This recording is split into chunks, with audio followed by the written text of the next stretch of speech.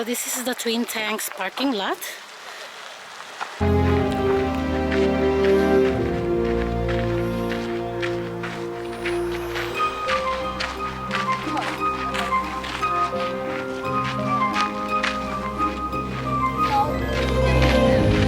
Oh my god.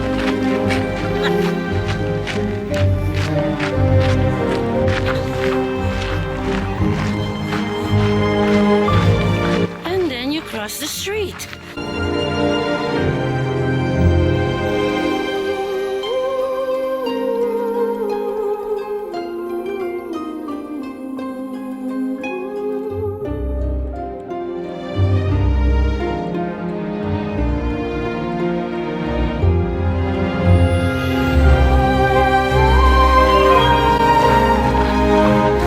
And then you turn right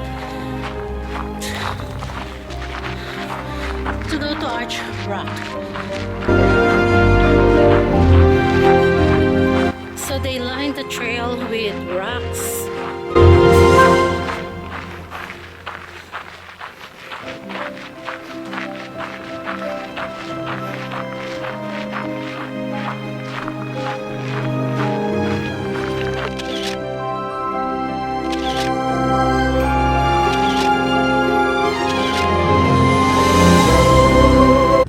So that's the trail to the Arch Rock.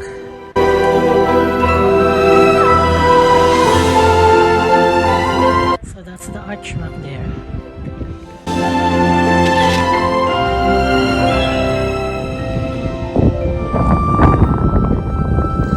And then this is the trail to the Hard Rock.